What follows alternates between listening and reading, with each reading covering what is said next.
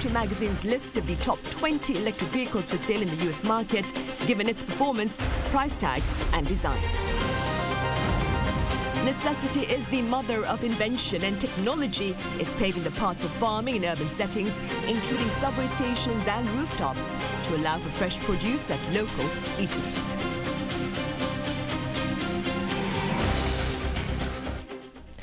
We begin in North Korea, where Kim Yo-jong has launched into a bitter and belittling tirade about the Yoon administration's audacious blueprint to rid the peninsula of nuclear weapons.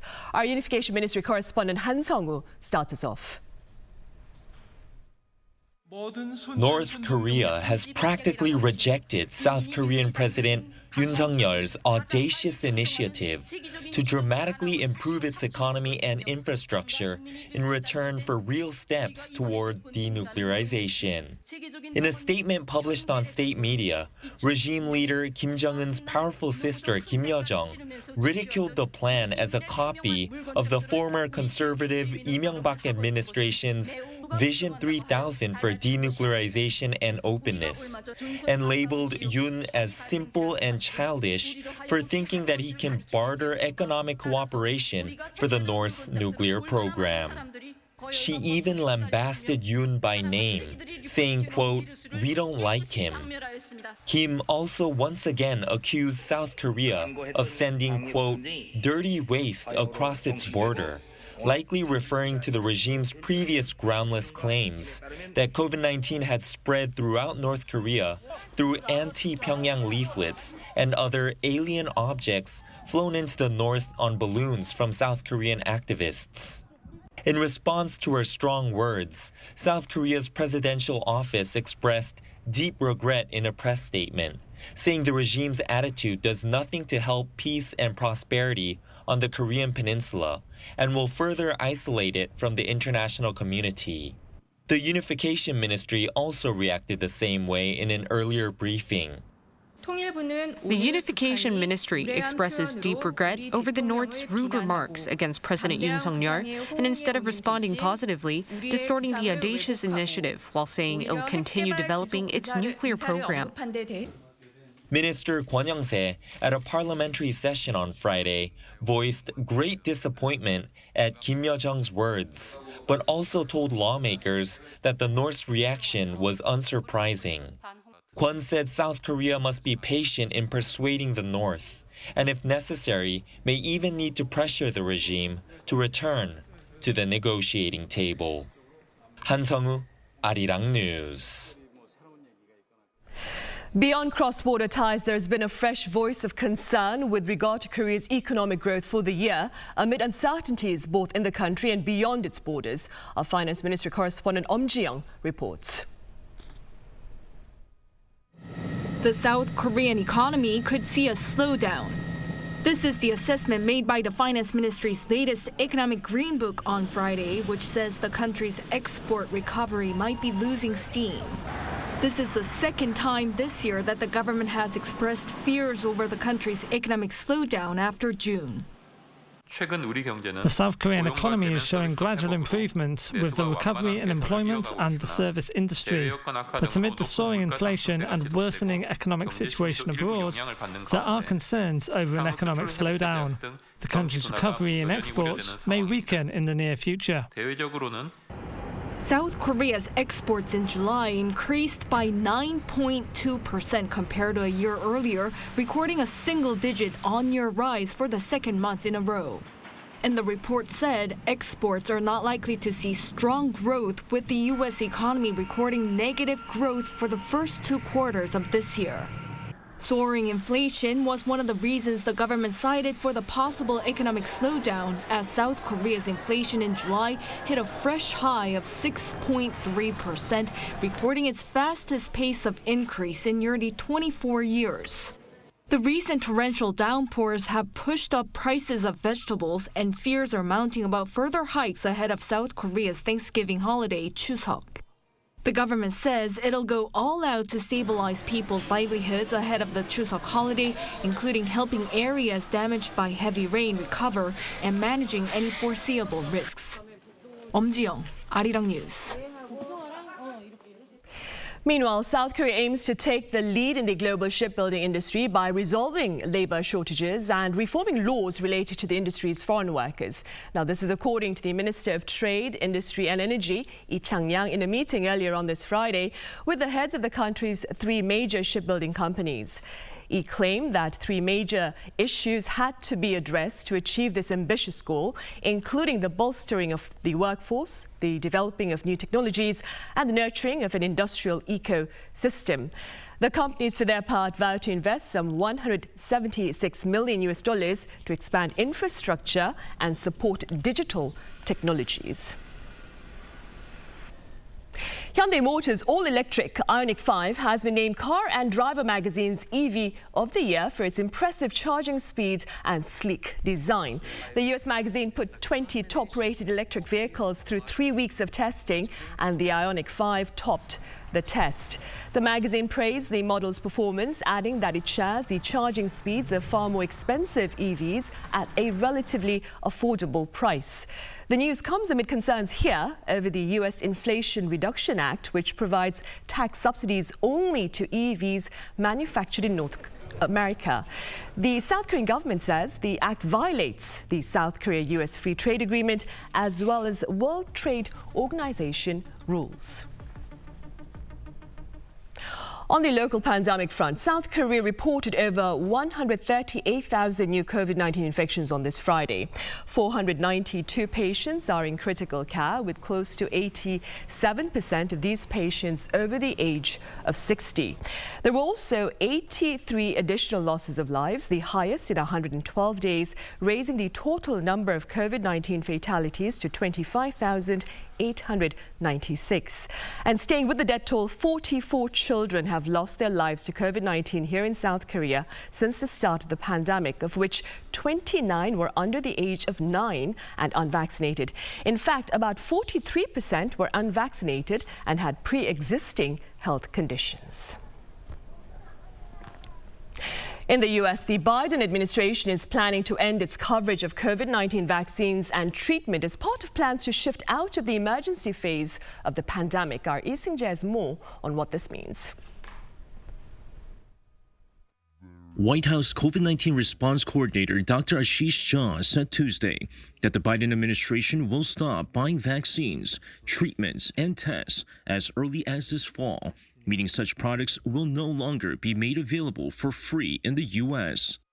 Speaking at an event sponsored by the U.S. Chamber of Commerce Foundation, Dr. Jha said the administration has been planning for how to get past the crisis phase of the pandemic, and commercialization of the products will begin this fall in the days and weeks ahead. Instead, the availability of the products would transition to the regular healthcare system. This means that anyone in need of a vaccine, treatment, or diagnostic test would get it through a doctor or hospital. Jha noted that the transition to commercialization is complicated as it involves regulatory issues, market dynamic issues, and equity issues, but the administration is working carefully and thoughtfully to get it right. He also noted that an upgrade COVID-19 vaccine catering to the BA.5 subvariant could be available in the next 3 weeks. This means that booster shots for the subvariant that has become dominant in the U.S. and in other parts of the world could be available by early to mid-September. However, he says while the booster shots are expected to sail relatively smoothly through the vetting from the U.S. Food and Drug Administration and Centers for Disease Control and Prevention, any authorization hiccups could delay that release date. The updated booster shots are made by both Moderna and Pfizer and are known as bivalent shots. This means they target both the original Omicron strain and the BA.5 subvariant.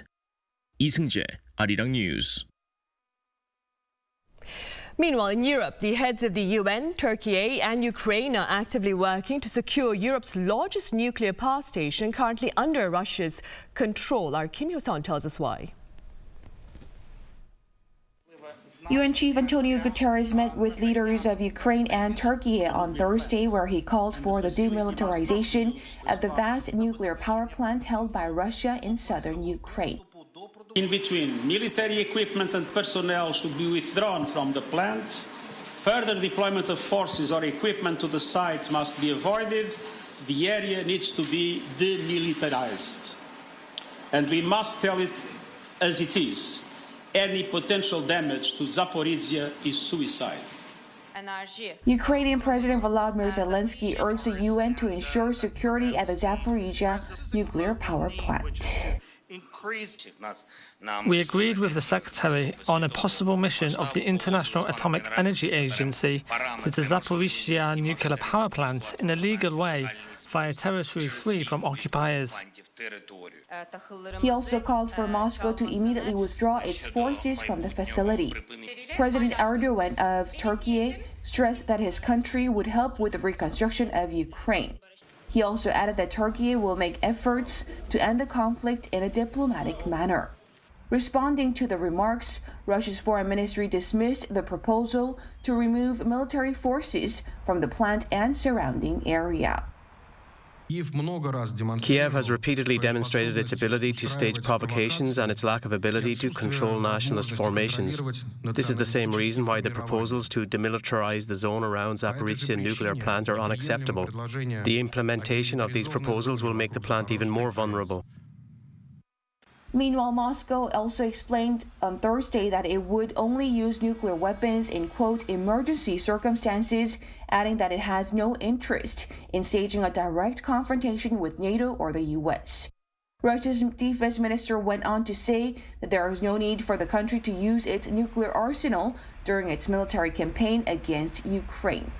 The ministry also announced Thursday that it had deployed 3 fighter jets equipped with hypersonic missiles to the country's Kaliningrad region.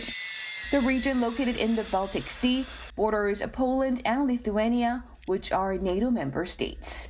Moscow added that the latest move comes as part of additional measures of strategic deterrence. Kim Hyun-sun, Arirang News. That brings us to the end of the first half of the Daily Report. In the second half, we address the recent extreme weather patterns across the globe. Stay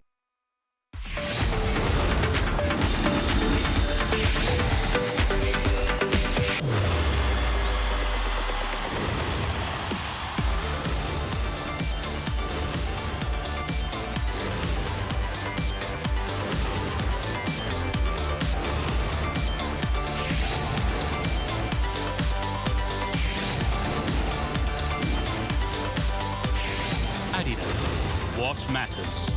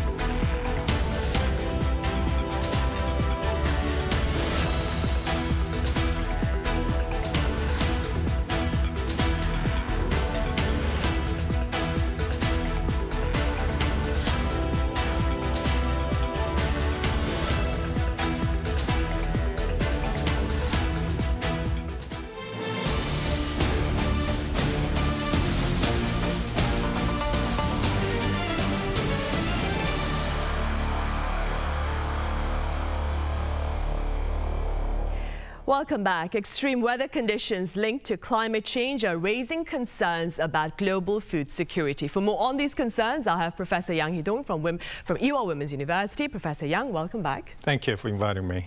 I also have Professor Elizabeth Robinson, Director of the Grantham Research Institute at the London School of Economics and Political Science. Professor Robinson, it's a pleasure to have you with us. Thank you. Also joining the session virtually is Miriam Garcia-Ferrer, spokesperson for Trade and Agriculture at the European Commission. Miriam, it's good to have you on. Miriam, can you hear me? Miriam, I think your audio is not turned on. It is, huh? All right. Can you hear me? Yeah. Can you hear me now, Miriam? Thanks. Yes. Right, welcome to the program. Professor Yang, we'll start here in the studio then. Seoul recently recorded its greatest amount of rainfall in more than a century. And among, of course, the repercussions are the soaring prices of vegetables at the moment. Could we start with that reality? Yes, even in a single day of August 8th, we had rainfall, daily rainfall, new record in the last 115 years. The rainfall rate was over 340 millimeters. When it comes to the hourly rainfall, it was about over 140 millimeters, which is a new record in the last 80 years. Well, the problem, we lost over 80,000 poultry and cattle in that single day due to that single rainfall. Well, the problem with this disaster is in July, the price of agricultural and livestock and fishery products increased by 7.1%. And particularly for the fresh vegetable, the price has increased over 26% compared to last year. And compared to the previous year, which is June, the price has increased by 16%. So this is a disaster. We had the drought in spring, we had the heat wave in summer, and now we had heavy rain.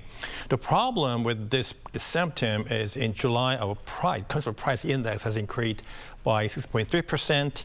And these products, I mean the agricultural and livestock and fish products, had contributed over 0.62 percentage point, and this proportion will increase to 1 percentage point in August. That's a big problem. Right, and that is the problem here in South Korea. Meanwhile, Professor Robinson, the UK, for its part, began this work week with heavy downpours after weeks of unusually dry conditions. Could we start with about that recent rainfall there in the UK first? Yeah, well, we've been having the complete opposite situation from that in South Korea. We've had the driest July in almost 90 years, following on from a series of dry months. And so, yes, it was great that we had quite a lot of rainfall this past week. But unfortunately for us, because the land is now so dry, because we've had months of low rainfall, we actually experienced flash floods. And so, the land should normally act like a sponge when it rains, but when it's so dry, the land is acting a little bit more like concrete almost. And so the water, and there we can see the pictures now, that this leads to flooding. And so we're in a situation where we have low aquifers, low rivers, low reservoirs, and yet we're experiencing flooding as well. And unfortunately, this rainfall is not going to be enough to get us out of a drought situation. We're going to need higher than average rain now for the next few months. Right. Miriam, Professor Robinson just mentioned the drought in Europe. Now, I understand some pundits is claiming that the current drought there may be the worst in 500 years. Do you care to elaborate? And how does this particular drought perhaps compare to that recorded back in the year 2018? Yeah, so indeed, it has been an extremely hot summer in Europe with unprecedented drought and heat waves that started early in the season. In the European Commission, we are closely monitoring the situation through the European Drought Center that already indicates that 47% of the EU land is in drought warning conditions, which means that it's at precipitation and soil moisture deficit, and also 17% of the land is in alert condition, which also on top of the previous one refers to precipitation and vegetation and crop stress. So we haven't performed a full comparison yet with previous years because the season is not over, so the drought event is still ongoing.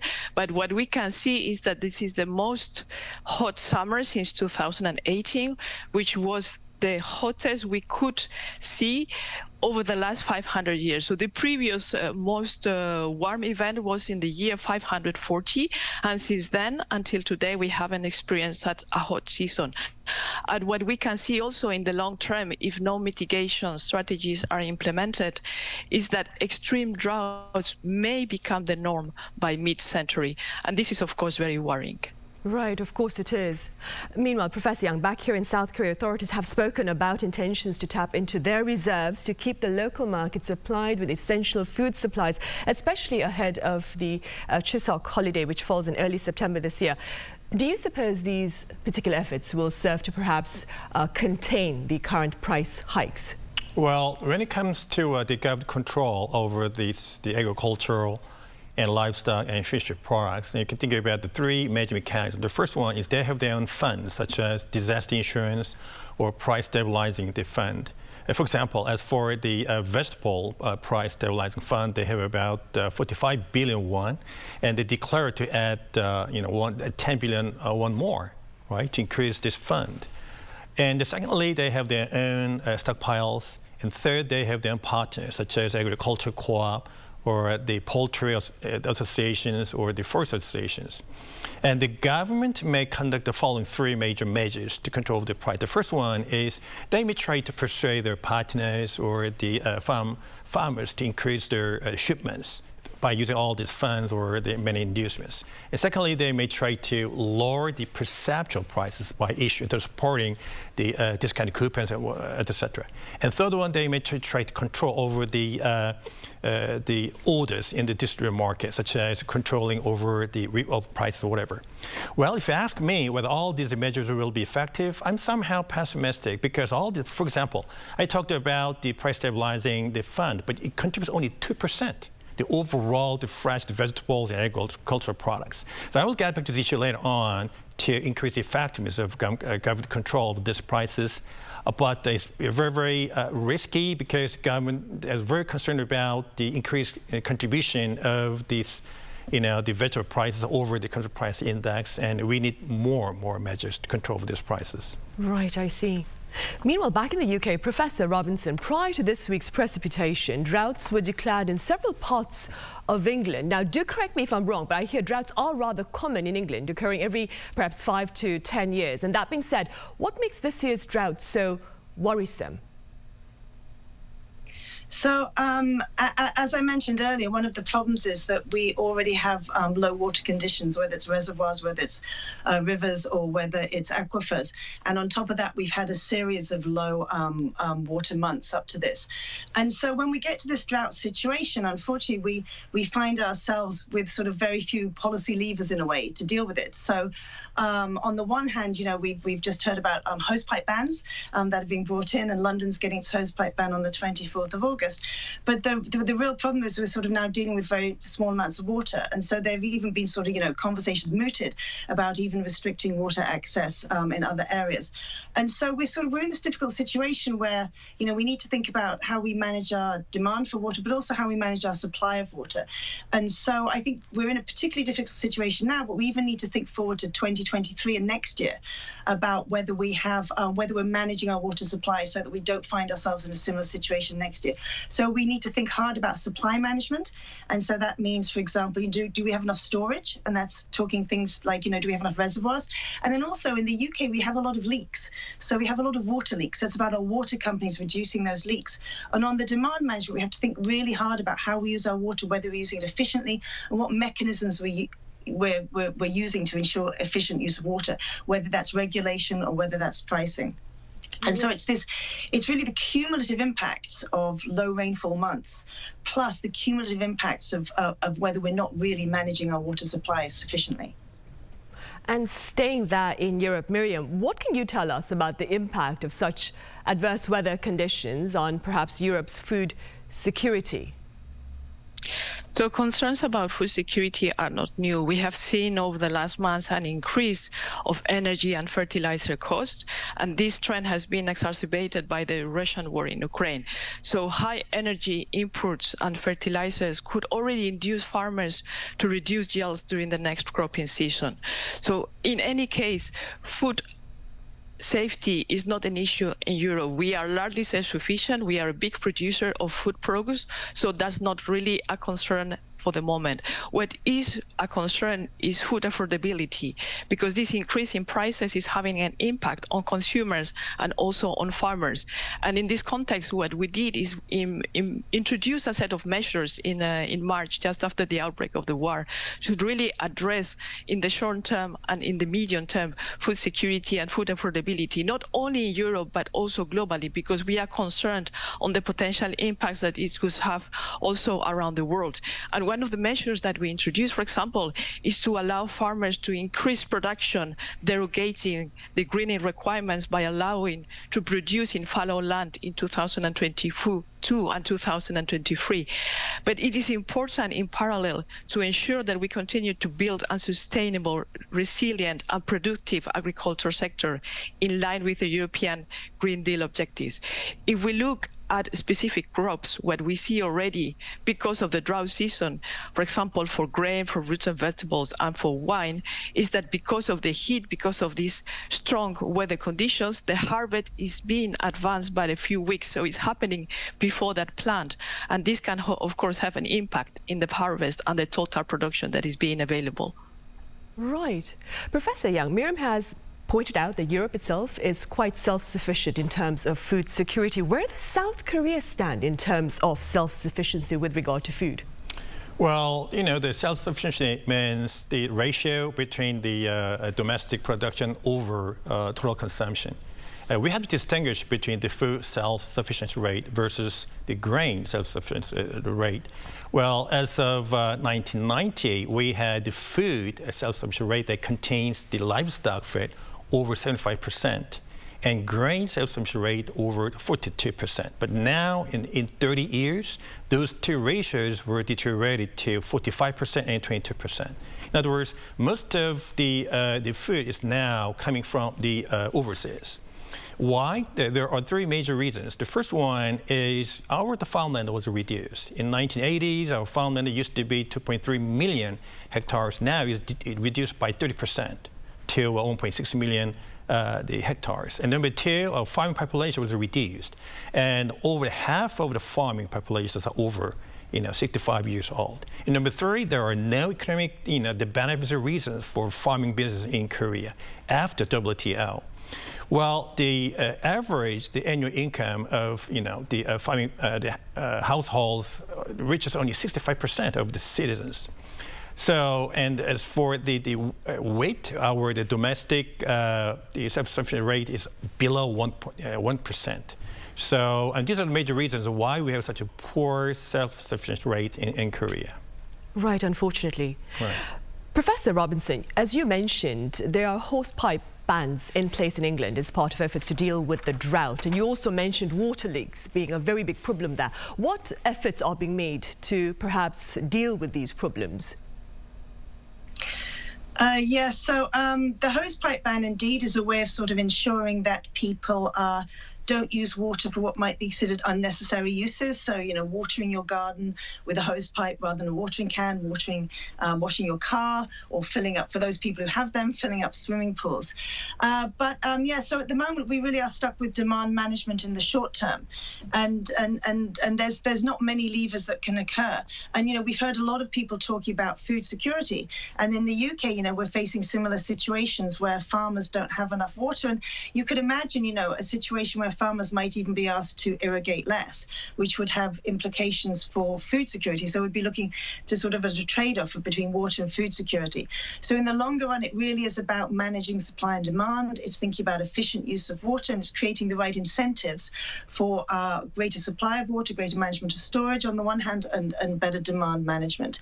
And the classic sort of policy instruments about pricing and nudges and regulation, and we see sort of all parts of that in the UK. Moving forward, Miriam, pundits say poor crop yields resulting from adverse weather may ultimately lead to stockpiling and trade restrictions. Do you share these concerns? Yes, indeed. This is a concern, and the EU is working and calls on all international partners to refrain from any export restrictions on food, as this only exacerbates food security problems. So in times of shortages, it is a false good idea to stockpile or restrict exports with the aim to protect the access of your citizens to food. The result of such behavior is actually the contrary. What this creates is fueling the price increase and irrational behavior in the consumers and traders that it leads to uncertainty and volatility of the prices. And at the end, collectively, everybody loses. So this is one of the widely accepted lessons from the past. We have seen that in previous price increases, that trade is the main buffer to compensate for a bad harvest. And we can see it already in the European Union, where we have a single market. And when there is not enough production in one member state, it can be compensated by the production in another member state. And trade is key, open trade is key to allow for this to happen. And that is one of the reasons, for example, that the European Commission has opened an infringement procedure to one of our member states that in the outbreak of the war, decided to restrict exports of grains within the European Union and outside the European Union. What we are doing also in the European Union is to require member states to notify us the monthly level of stocks of key cereals and oilseeds to make sure we have a good overview of the situation and we can monitor very closely. But the crisis shows again that we need open trade, we need diversified supply chains, and we need this resilience to be able to cope with the situation. Right, and staying with the words of Miriam, Professor Yang, what do you propose that Korea seeks to do to ensure a stable supply of food amid the challenges posed by adverse weather conditions? Well, we can think about two major streams of the measure. The first one is we probably could increase the self-sufficiency rate, but it has very critical limitations because we have a very small farmland and most of the farming in the house are very old. Well, the government could increase the funds, the support, the farmland or whatever, but it's very, very limited. So the most of the effective measure may come from the enhancing our relationship with the foreign sources. The first, for example, at the moment, our dependency on very specific numbers of the import sources are very high. For example, as for the wheat, we depend over 80% of our import in the United States and Australia and Ukraine. And when it comes to the bean, we depend on the Brazil and United States, and dependency rate is over 90%. So we have to diversify the import sources. Number two, we should increase the overseas farming. For example, Japan has more than 2.5 times bigger the overseas farming land than their domestic farming lands. We only depend on import, so we have to add one more sources of acquiring the external sources. The first one, again, is diversifying our import sources. Number two is increase the overseas farming land. So those are long-term and very critical long-term strategies. Right, I see.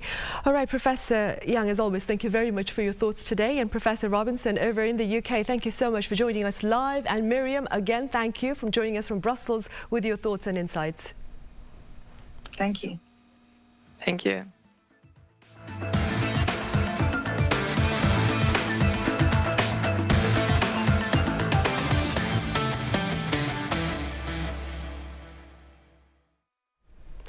Up next, we share with you a shocking and sad story about two American soldiers at the DMZ 46 years ago. Our Defense Ministry correspondent Peunji has a tragic tale.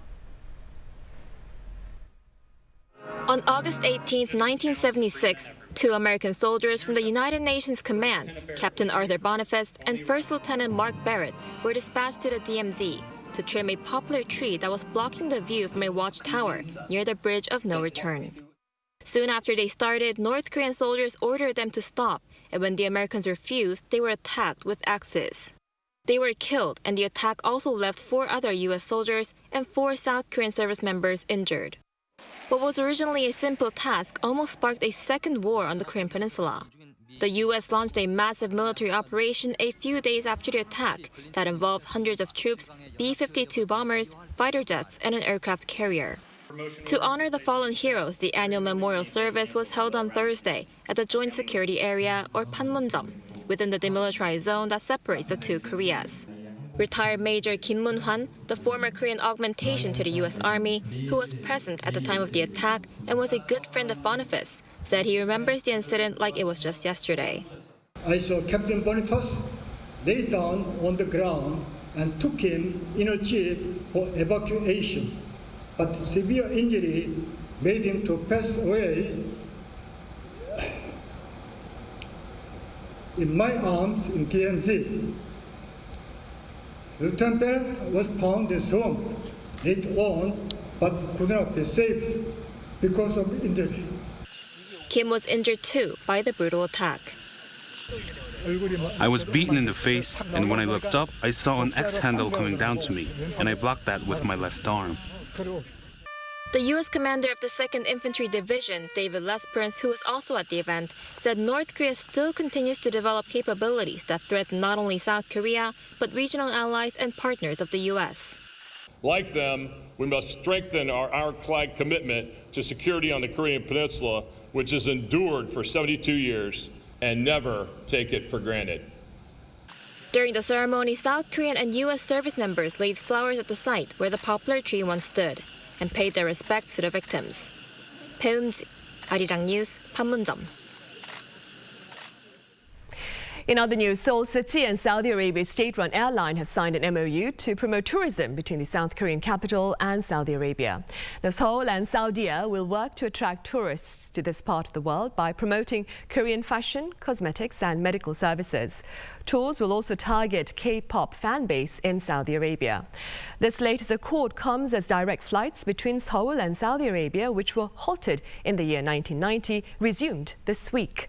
Saudi Arabia, for its part, is aiming to expand the portion of its tourism in its GDP from the current 5% to over 10% in the year 2030.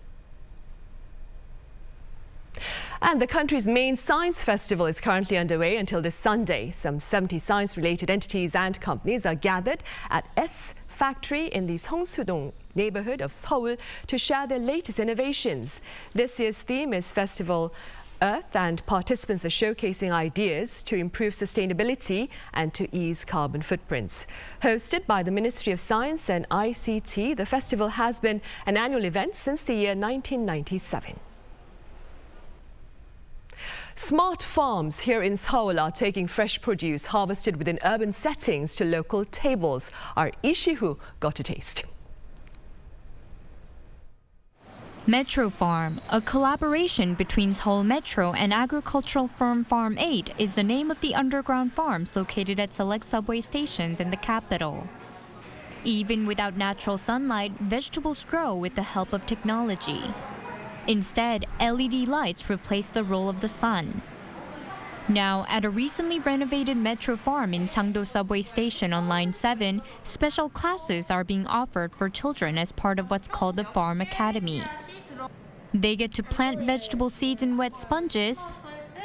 Then they change into the right apparel before entering the smart farm. The students harvest lettuce, which is used to make salads and other dishes at the farm's cafe. Straight from farm to table, the vegetables can be eaten fresh. On the rooftop of a company building in Seochogu district in Seoul, sunlight seeps through the ceiling, providing light to the plants below. This farm uses both sunlight and LED lights to grow a variety of vegetables like tomatoes and bell peppers. It also uses other types of technology. This urban smart farm uses cameras and sensors to monitor the conditions of the greenhouse and maintain the environment so it's optimal for growth. Temperature, humidity, the amount of carbon dioxide and light are constantly gauged and controlled. This is an automated system of AI technologies that allow the gathering of phenotype data and automatic irrigation and cultivation of plants. A phenotyping robot measures the size of the plants with minimal human assistance.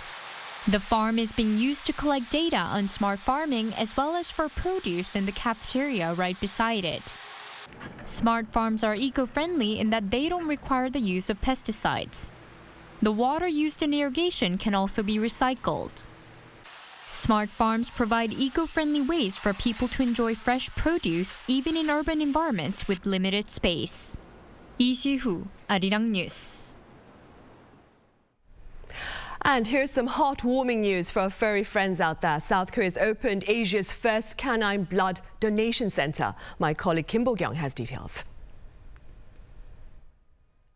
Blood donor dogs. They're dogs that are raised specifically to donate blood and are kept in small, dirty cages. Unethical, but banning donor dog breeding was difficult as almost 90% of blood packs needed for sick dogs came from them. Some pet owners and organizations have long been working together to establish a voluntary blood donation system. But a central control tower to oversee everything was still needed. Until now, with help from Hyundai Motor, Konkuk University's Canine Blood Donation Center held its opening ceremony on Thursday. Going beyond the pride that we're the first in Asia, establishing a blood donation center is significant because we've taken a firm step in supporting the important value of spreading awareness of pet blood donation, not breeding donor dogs solely for that purpose. Inside the center, there's an area for owners to bring their dogs for a checkup, and labs where vets can separate plasma from red blood cells for dogs that need it. The rooftop even provides a place for dogs to play and get rid of any stress before and after the donation process. The center also has the country's very first pet ambulance. Pet owners usually have to take their pets to the vets by themselves even when they have serious conditions. And that means the pets cannot get any first aid on the way. Now this ambulance can treat pets during the golden time and safely bring them to hospital.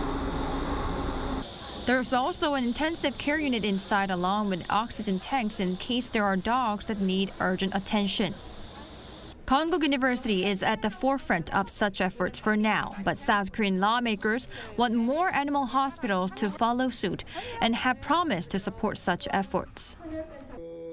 Based on the blood center's goals to set an ethical pet blood donation system while securing high-quality blood and build a nationwide blood supply chain, we expect the center to play a big role not just in South Korea, but in Asia as well. We hope to see centers like these at other hospitals too, and to do that, we lawmakers and the government will jointly think about how we can provide support so that the center could be an example for the rest of the world to follow.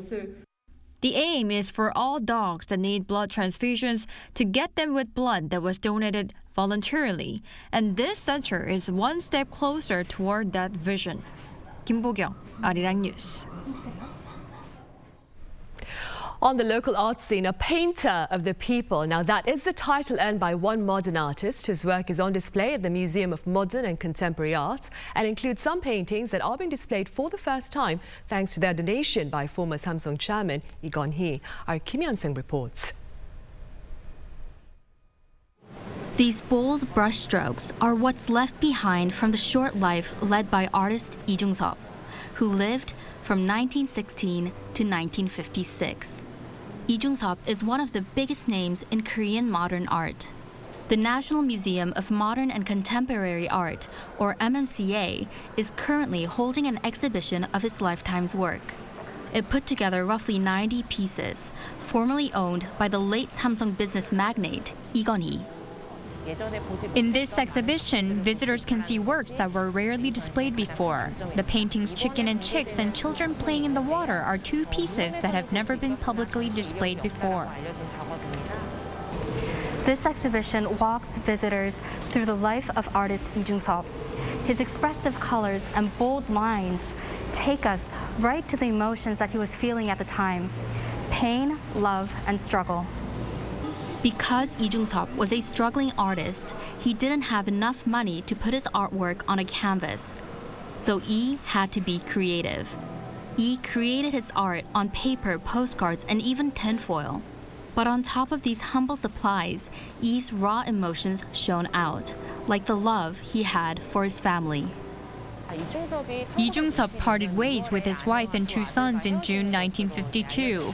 He was reunited with them for 1 week the next year, but other than that, he didn't see his family again before he died. He drew the family together beautifully when they were apart.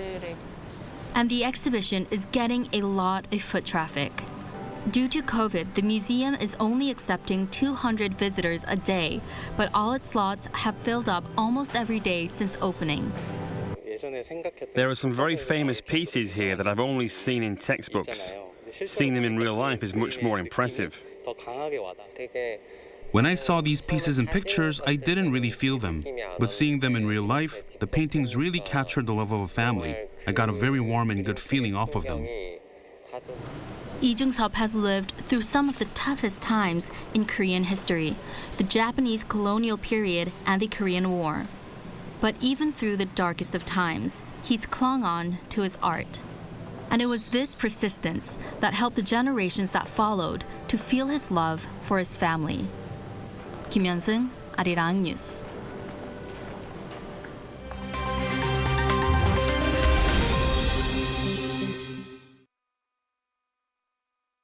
Let's take a look at what's going on in the world now. A flash flood has hit China in the west of the country. Chinese state media reported Thursday that 16 people have died and 18 others are still missing after flash floods in Qinghai province. Meanwhile, another 18 people previously reported missing have been found and rescued by authorities. The sudden flood was triggered by an unexpected downpour that began Wednesday in Datong County.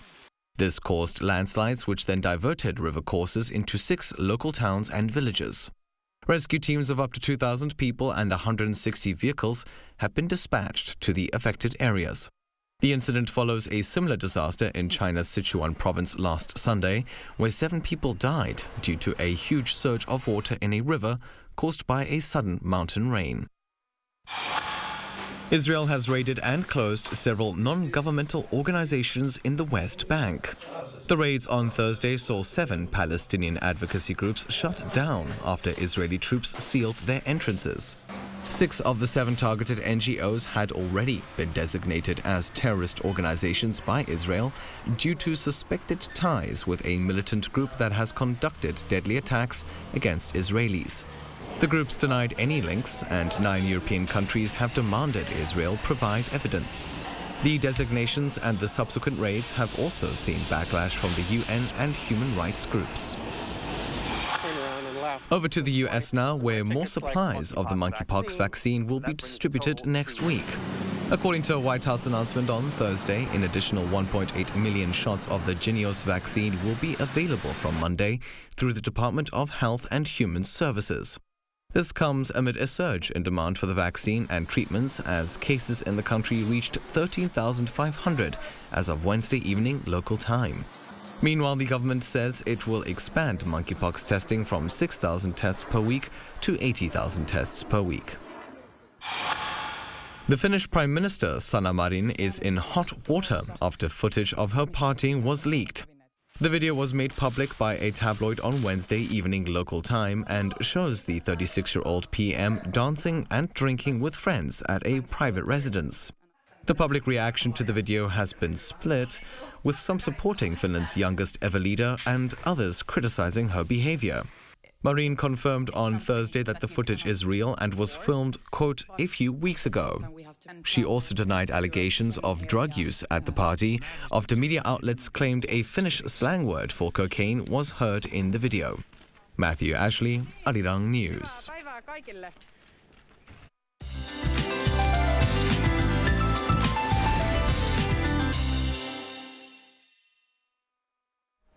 Good Friday afternoon. You do need an umbrella today wherever you are. The rain is likely to expand nationwide, bringing pockets of downpours in southern regions, including Chungcheongdo and Jeollabuk-do provinces from early tomorrow morning. And even if the amount of rain is not as heavy as some of the recent downpours in the country, double-check structures around your house for weak spots. And up to 70 millimeters is expected in parts of Gyeonggi-do, Chungcheongdo, Jeollabuk-do provinces, and inland Gangwon-do province. And other regions will see up to 50 millimeters, including the capital. And there are showers too for parts of the southwest. And with the effect of the rain in central regions, Seoul is cooler than yesterday, reaching 28 degrees. However, southern regions are battling heat advisories in Gyeongsang-do, Jeollanam-do provinces, and Jeju Island. And the rain will subside overnight in the capital, but it will be on and off until tomorrow in other inland regions. After that, high temperatures should continue for the time being. Have a great weekend, and let's take a look at the worldwide weather conditions.